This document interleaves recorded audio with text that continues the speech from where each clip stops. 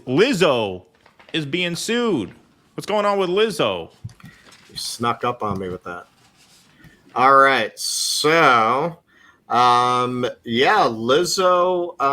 has surprised a lot of people by accusations that recently came out from some of her dancers.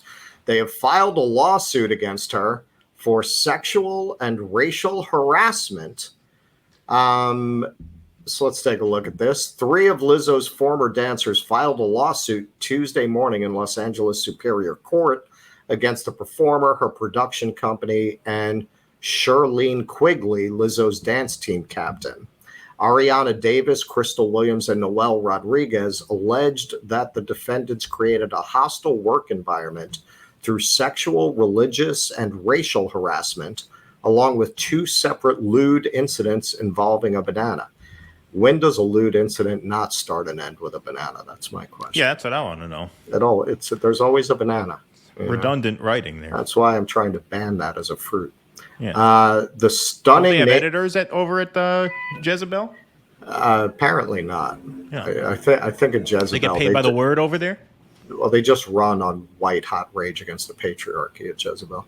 The stunning nature of how Lizzo and her management team treated their performers seems to go against everything Lizzo stands for publicly, while privately she weight shames her dancers and demeans them in ways that are not only illegal, but absolutely demoralizing, the plaintiff's lawyer said in a statement.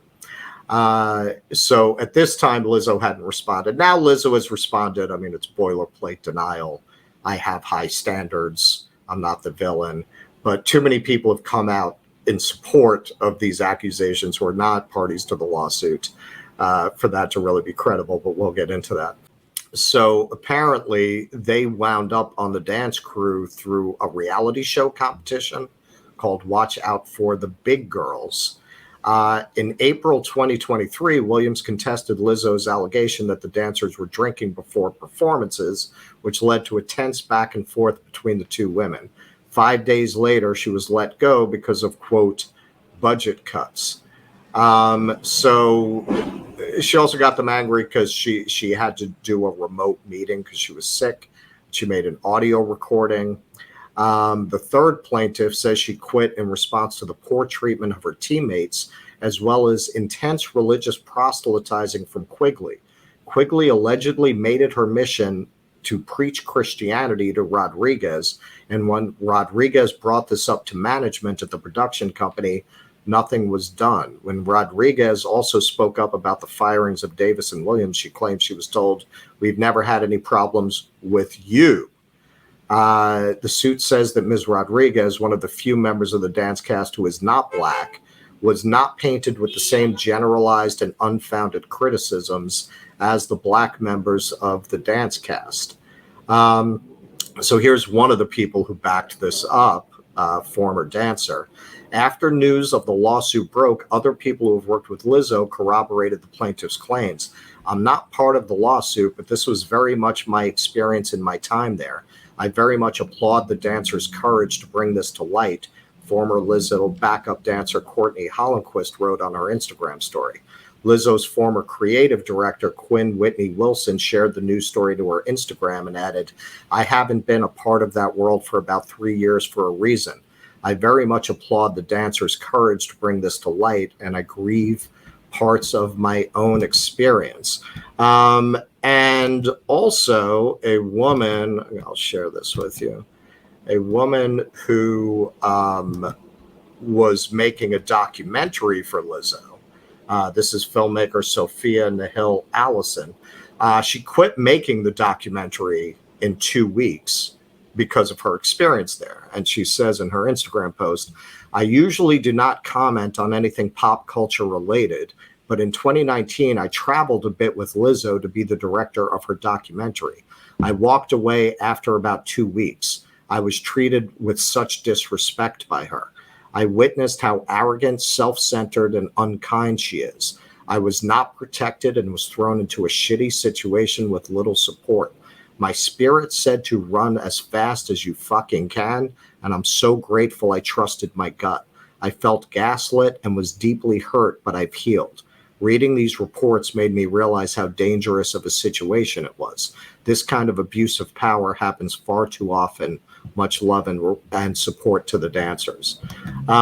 So, I don't know, for the lawyers, these are all allegations at the time, and Lizzo has a right to her moment in court.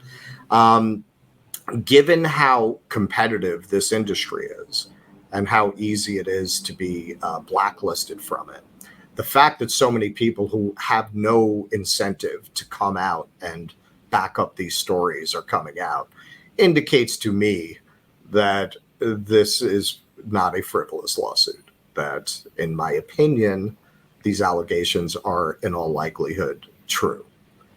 Probably, yes. This is like when we all found out that DeGeneres was mean to her staff. It's Ellen. Ellen's nice, right? She's nice on the show. That's the whole point of the show, is that Ellen is nice, right? She gives people money. She, reaches out to the audience. She rehabilitates George Bush. Right, exactly. You're right. She's even nice to George Bush. And then we find out, oh, she's not nice. Nice is a brand. When you're a public figure, whatever you put out in public is a brand, right? People get the sense that when, Matt Damon is acting in a movie, that's when he's pretending. That's when he's putting on a show. But then when he goes on the Tonight Show with Jimmy Fallon for an interview about the movie, that's Matt Damon being himself. No, he's still putting on a show. It's just a different version of the show. I'm not saying he's an asshole, right? Matt Damon seems like a nice enough guy. I'm just using him as an example. Whenever a public figure has a camera and lights on them, they are putting on a show of sorts. That's why when you meet a public figure in real life, when you run into them in real life, they usually seem kind of miserable. And it's not that they're miserable, it's that they're not on. They're not beaming with enthusiasm to be where they are because they're just going about their day.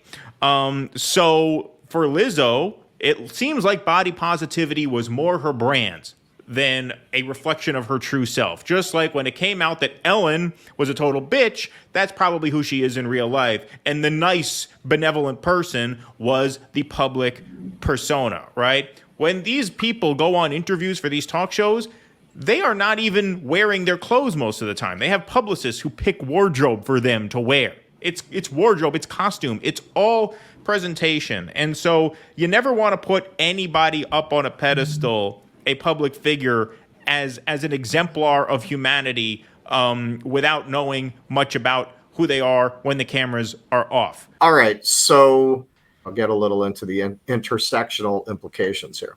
So one of the reasons that I'll often attack a lot of these ideas is, a bone deep, some might say cynicism, I would say shrewdness about human nature. When you throw out ideas like intersectionality as it's often applied, and I don't say there's nothing to that idea as a social analysis, but when you look at how it plays in the wild, when you look how it plays in society, when you throw out this idea that the more intersectional identities you have that put you into an oppressed class, the more virtuous you are, you've basically handed a tool to psychopaths to cover up their behavior. Humans are humans. There is no such thing as a class of human or an identity category that is less prone to exploitation of their fellow human beings than another. So the idea that a full-figured African-American woman would by definition not abuse other people of that category or not behave in an oppressive manner herself in spite of having every opportunity to do so, it doesn't mean that person is more likely, but that's not the bias. The bias is that they're less likely. And whenever you throw out standards like that, not only do you blind yourself to a rational analysis of human behavior, you've really given a great cover to people who are horrible to cover up their abuse. Why do you have, it's a cliche of religion, the person who is fanatically religious in public, who is horrible and abusive and just completely, sexually having sexual abuse and assault in their background, because it's a cover. It's a cover, right? Whenever you create these kinds of irrational beliefs, they have the character of religious beliefs. And people who are looking for a way to abuse people without consequence are naturally attracted to those ideas and will wrap themselves up in that blanket so that you don't look at what they're really doing. That's how I read this story. Indeed. You know, it's really a shame because I was a little hesitant to cover this story because I feel like in order to really cover this story well, we would need Norm Finkelstein here to give his take on it. Finkelstein would hit the nail right on the head with this story. I think Finkelstein, that would. I mean, that's like just saying, you know, we put a lot of work into this channel, but fuck it. Yeah, right. Exactly right. Let's go out in a blaze of glory. Please clap.